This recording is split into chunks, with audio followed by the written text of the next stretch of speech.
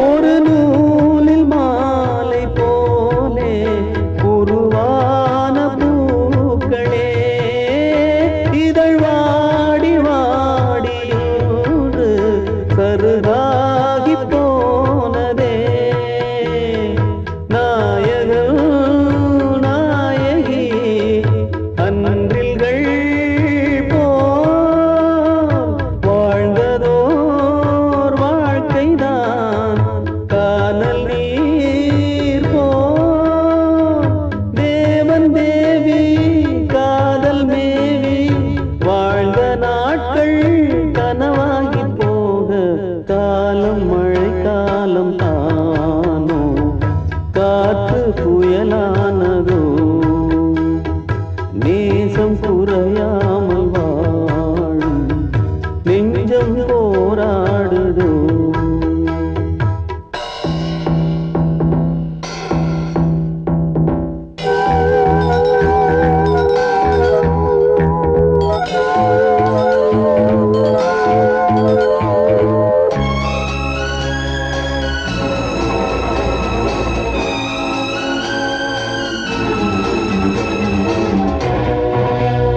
இவள் தாயின் தோளில் சாயும் அழகான பைங்கிளி மணமாலை சூடும் நாளை எதிர்பார்த்த பூங்கொடி ஆசையில் ஊஞ்சலில் ஆடிய இந்த நாளிங்குதான் வாடினாளே தாயும் சேயும் ஊமை போலே வார்த்தை ஏதும் பேசாமல் தவிக்க காலம் மழை காலம் தானோ காற்று புயலானதோ நேசம் குறையாமல் வாழும் நெஞ்சம் போராடுதோ கணவன் மனைவி குடும்ப வாழ்க்கை கலைந்து போக கண்ணீரில் மிதக்கும் காலம் மழை காலம் தானோ காற்று புயலானதோ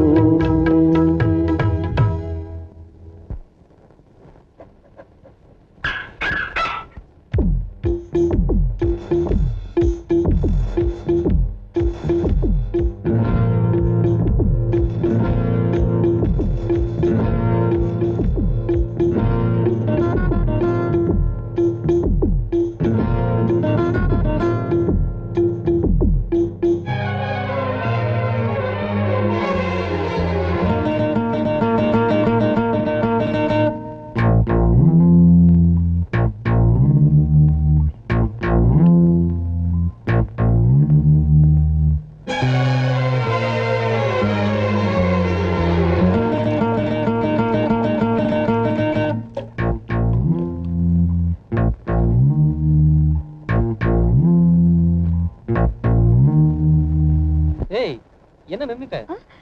ஒண்ணு இல்ல.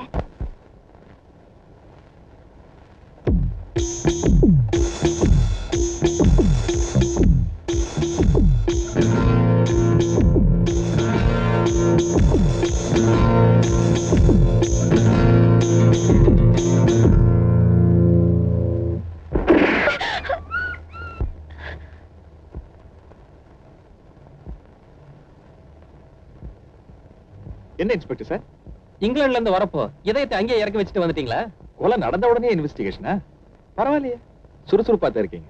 குட் சார், கொஞ்சம் மனுஷத்தன்மையோட நடந்துக்க முயற்சி பண்ணுங்க. குழந்தாய், யாம் லண்டனிலிருந்து இந்தியாவிற்கு வந்தது எமது சகோதரியின் புதல்வி திருமணத்திற்காக, தங்களின் கீதாபதேசத்தை கேட்பதற்காக அல்ல.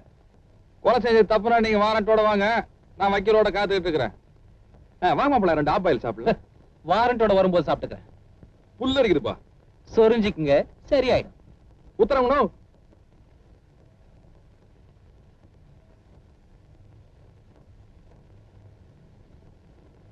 அத்தை, உங்க விருந்தாளி இவ்வளவு அரக்கனா இருப்பான்னு நான் எதிர்பார்க்கவே இல்லை. அதான் மனசு பொறுக்காம ஏதோ பேசிட்டேன். தப்பா இருந்தா மன்னிச்சிடுங்க.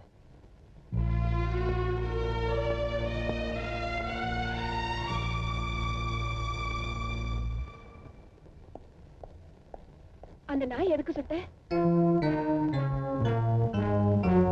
நான் ஏன் அந்த நாயை சுட்டேன்னு உனக்கு தெரியல? ஏன் குழந்தை உனக்குமா புரியல? நானும் உயிருக்கு மதிப்பு கொடுக்கிறவன் தான். என்ன நாயோட உயிரை விட மனுஷனோட உயிருக்கு கொஞ்சம் அதிகமா மதிப்பு கொடுப்பேன். நான் மட்டும் அந்த நாயை சுடலன்னு வச்சுக்க. புரியல? புரியவே இல்லையா? உங்க புத்திசாலித்தனத்தை கொண்டு போய் வேற நல்ல இடத்துல போதைங்க.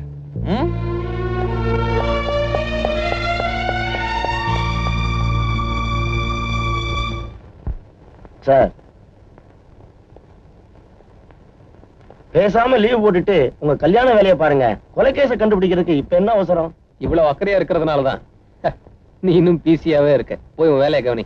சரி சார். பாலு, செத்து போன ஆறுமுகத்தோட ரிப்போர்ட் இன்கொஸ்ட் வந்திருக்கு, படிச்சு பாரு. என்ன சொல்லிருக்கு? படிச்சு பாரு, மண்டை காயம்.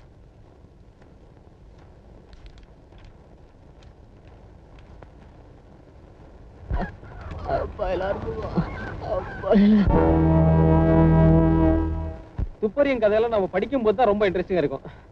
இன்வெஸ்டிகேட் பண்ணும்போது ரொம்ப இரிட்டேட்டிங்கா இருக்கு மாமா. ஏமாப்ல, இந்த செத்து போன பாலதண்டா வேற என்ன, இந்த ஆறுமுகம் ரொம்ப தொல்லை கொடுக்கறானா? உங்களுக்கு தெரியாதா? அந்த ஆறுமுகம் இன்னும் சாகல. ஏமாமா நின்னுட்டீங்க? காஃப் மசில்ஸ் புடிச்சிருச்சு மாப்ள. நான் பிடிச்சு விட்டுமா? வேண்டாம் மாப்ள, எனக்கு எங்க பிடிச்சாலும் என்ன பிரச்சனையா இருந்தாலும் உதறனா சரியா போயிடும். அப்ப ஆரம்பிச்சுனா? ஓகே. ஆமா, ஆறுமுகம் செத்து போயிட்டான்னு பேப்பர்ல நியூஸ் கொடுத்திருக்கீங்க. இப்ப என்னடா உயிரோட இருக்கான்னு சொல்றீங்க? குழப்பம் கேஸ்லயா இல்ல உங்க கிட்டயா? குழப்பம் அந்த ஆறுமுகத்துக்கிட்ட தான். முகத்தை கல்லால் அடிச்சா அடையாளம் தெரியாதுன்னு நினைச்சான் பாவம். அவனுக்கு இந்த பிளட் குரூப் கைரேகை பத்தி எல்லாம் தெரியாது போல இருக்கு. ஏமாமா நின்ட்டீங்க? திரும்பவும் காப்பாசல் ப்ராப்ளமா? வாங்க போல. 2 ஆப்பாயில் சாப்பிட்டா சரியா போயிடும். அப்படின்னா யார் தான் செத்து போனது? காணாம போனா எம்பி பையன் ராஜ், அவன் தான். பின்னதுக்காக ஆறுமுகம் செத்து போனதா பேப்பர்ல நியூஸ் கொடுத்தீங்க? ஆறுமுகத்தை குழப்பத்தான் அவனை சுதந்திரமா சுத்த வச்சு சுலபமா பிடிக்கிறதுக்காக தான். ஏமாமா தந்திரத்தை ஸ்காட்லாண்ட் யார்டு என்ன மொத்த குத்தகை எடுத்திருக்காங்க. நம்ம இந்தியன் போலீஸோட கம்பேர் பண்ணா அவங்க பச்சா. வாங்க. ஆமா, ஆறுமுகம் எதுக்காக எம்பி பையனை க்ளோஸ் பண்ணணும்? அவங்க 2 பேருக்கு என்ன மாப்ள கனெக்ஷன்? மாமா, இந்த கேள்விக்கு மட்டும் பதில் கிடைச்சிருச்சுன்னா இந்த கேஸ் ஃபைலும் க்ளோஸ் ஆயிடும், அந்த ஆறுமுகமும் க்ளோஸ் ஆயிடுவான்.